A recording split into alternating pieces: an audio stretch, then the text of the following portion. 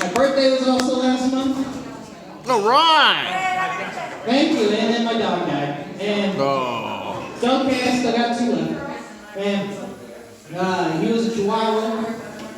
He was very old. He lived at home with my parents. He's a family dog, so I lived with them like a loser. But he was so old, I was like, there's no way Chihuahuas are supposed to live this long. I think his blood oath with Taco Bell just finally run out, and they got to replace him. And we had him cremated, but, I mean, his last word was Feliz Navidad. He was very festive. So we had him cremated, and they gave him back to us in, like, this little white tin with, like, little black paw prints all over it, which just looks like some Hobby Lobby bullshit. It made me think, like, I could have sent him along in a Taco Bell box, at least got him back and got a laugh out of it. But it doesn't matter. He, oh shit. Tripping on something. Yeah, but I was so offended by what they sent him back in, because I was like, I wouldn't, like, if we had my grandpa cremated, we wouldn't just put him in a cigar box. Like, we're gonna dish out for an urn, assuming he earned one.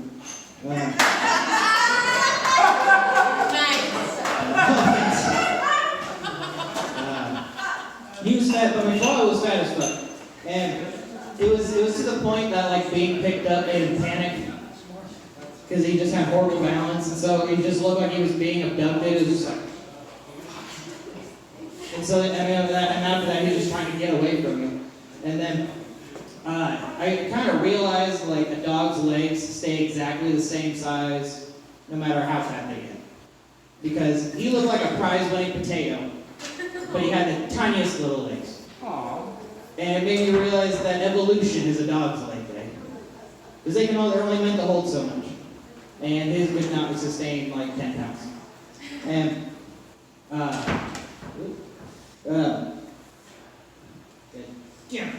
have a husky as well, named Molly. Thank you. That's all I needed. And people tend to assume that I named her Molly because I'm a little husky and like drugs. And unlike Molly the drug, my dog actually makes me feel something.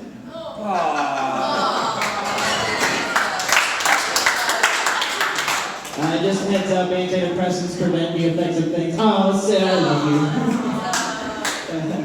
That's all the antidepressants I needed.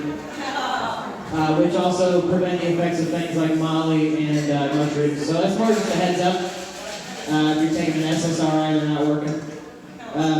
But I'm off mine now, so I'm starting to, look into my dog's name. And I actually had my husky registered as an emotional support animal because I need to be able to bring her on planes with me because I get real nervous to fly because I don't have anywhere good to hide my drugs. And I was like, yeah, no one's gonna search her, like, not legally, I gotta get, they can't even ask me. The most they're gonna say is like, sir, your dog seems to be walking funny. Oh, she's just a nervous flyer. You just give her a doggy laxative after you land, and you can handle the holidays much more easily. But that is all I got for you, so thank you guys.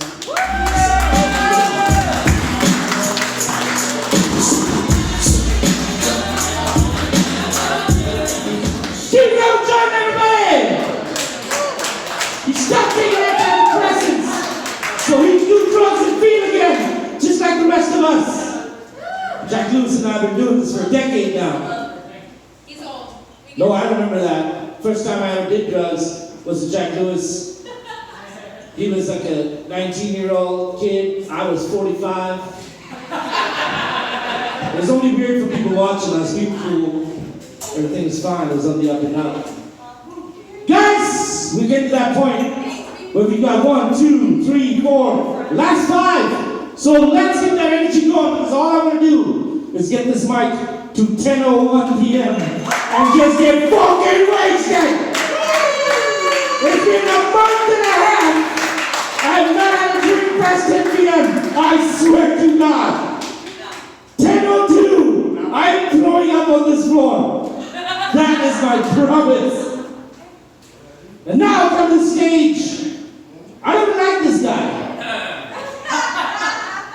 I'm just kidding. He was fine. Then I grew my hair out.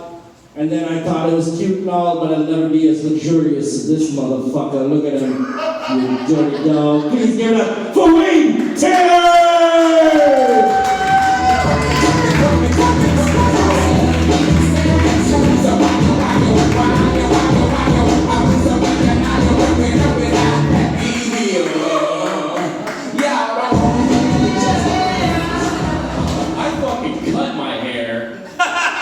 To show Sid that even shorter it looks better than his. That's how much motherfucking confidence I got. Talk to me 5 years ago, me. He's right though. From wearing hats all my life, I'm gonna be fucking bald as shit. I mean that guy with the horseshoe and the ponytail. It's gonna look good, guys. So I learned the other day that I'm a scumbag. But like I'm a classy scumbag.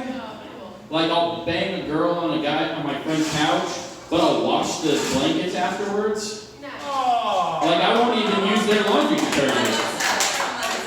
I bring my own Tide Pod, you know, everything. They don't even know what happened. I'm telling you, the Tide Pod's a Swiss Army knife, guys. You just carry it with you all places. You can use it for multiple things. You can wash laundry. You can give it to a kid who's being annoying in a fucking grocery store. It's his fault for taking candy from strangers, you know?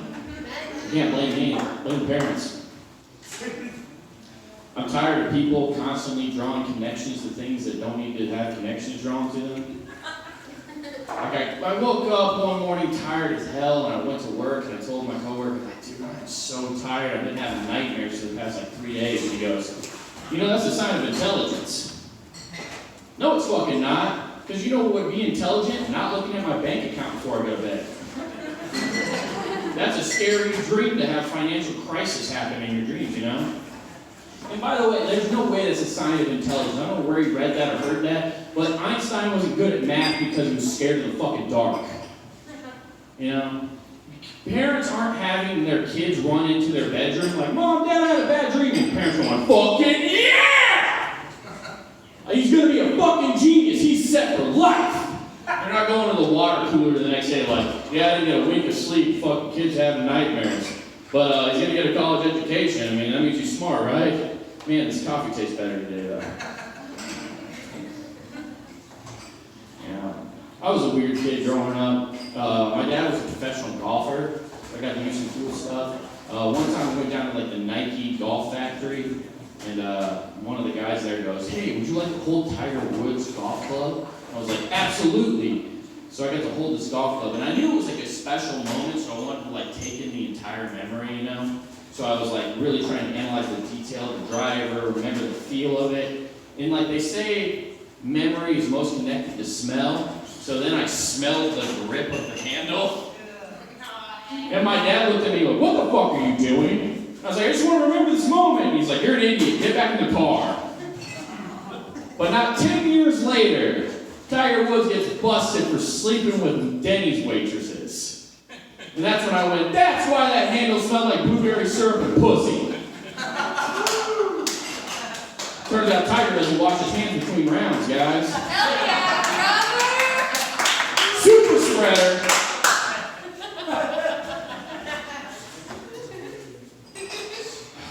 I asked a lot of questions growing up when I was a kid. I asked a lot of questions. I asked my mom the big question was like, how was the world created? My mom went, God painted the world in 7 days. To which I replied, well, he fell asleep painting Nebraska. Oh, Have you ever been there? It's a desolate fucking wasteland.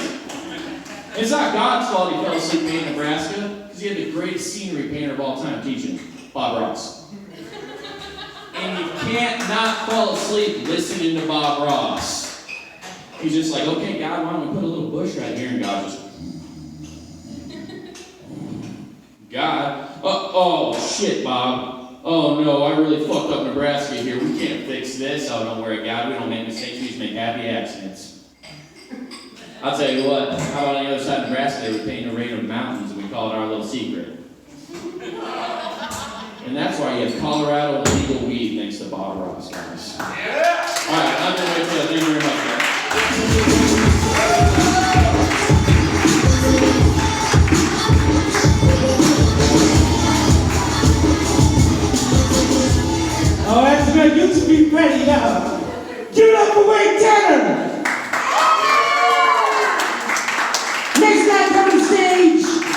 But Haley, you're on deck. This guy made me do a show in his hometown of Albia.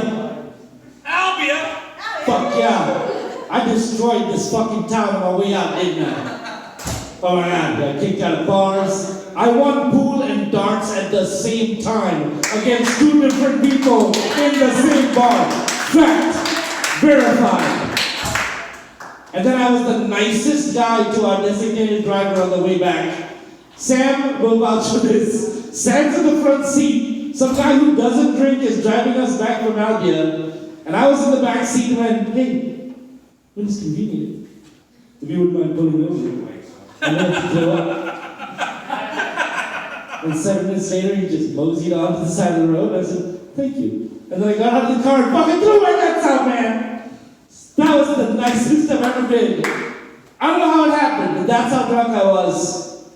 I actually held my puke for 7 minutes and thanked the guy with puke in my mouth. Hey, guys, and this guy, now I forgot his name, but it was technically invite. I'm kidding. This is Judge Dye from Albia, Iowa. Please keep it going for Judge Dye!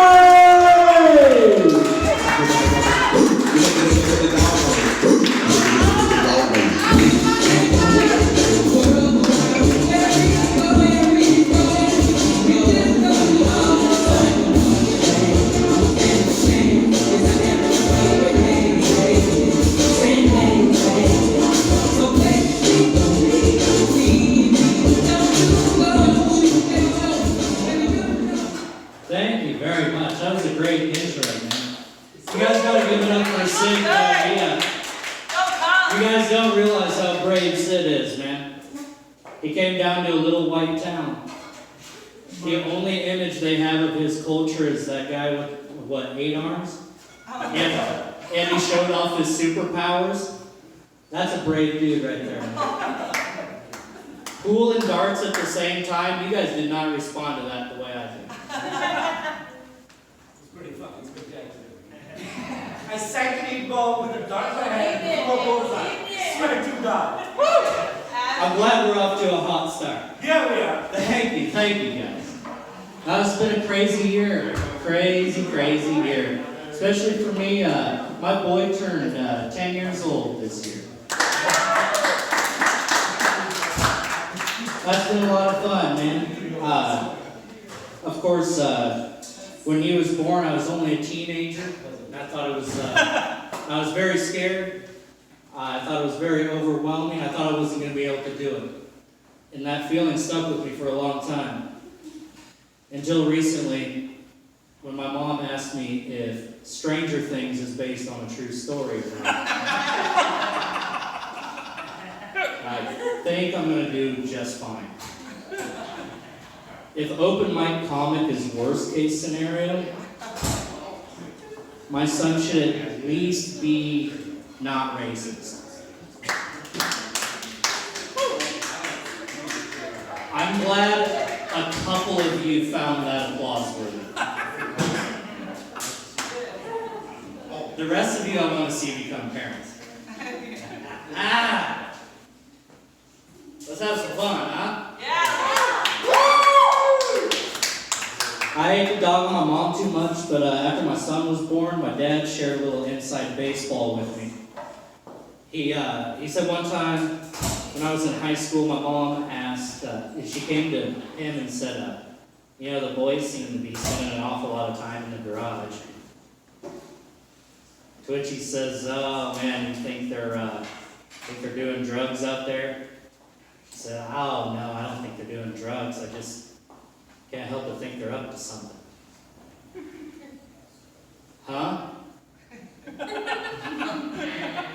Think if you made kids with a woman and she came at you with that response to a story that she started. What are the 16-year-olds doing in the garage? Drugs? No. What could it be? Bank heist? Probably. She knew she had rotten kids. What were you doing? Drugs. Were we all? Fun stuff, man. No, I just found out that, you know, being a parent's just not that hard. It really isn't. It's just like reliving when you were a kid, man. Just some of the same stuff comes up. My son, it's been a couple of years now that he's been doing a hip-hop dance. Yeah. Back in the day, your boy was doing that two-step, man. I don't know if you guys remember back in the day when Missy Elliott changed the world with Gossip Folks. That was me, doing the steps, right? I dropped my boy off in Albia's hip-hop dance. And, you know, in this new modern age of dancing. And I'm not trying to say that what we were doing was better up here in Des Moines, but at the end of it, it really struck a chord with me when she said, "All right, guys, that's enough for today. You guys did a really good job." I thought to myself, wow, if only we had one black kid. Hip-hop dance, everybody.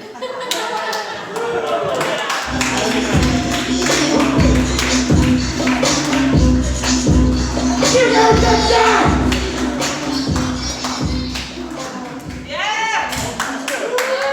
Have you learned nothing today? Keep it going for Chuck's Night! I will lock these doors and keep every single one here all night. Cheers on touchdown!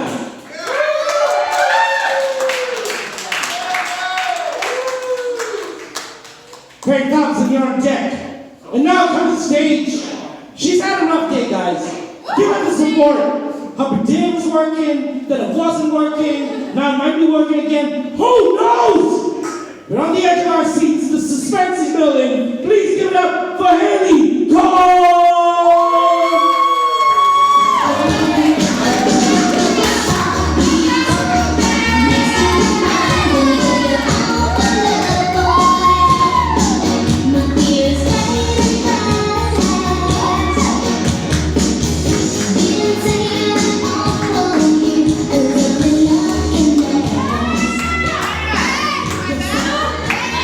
Perfect, and I swear I feel that so hard.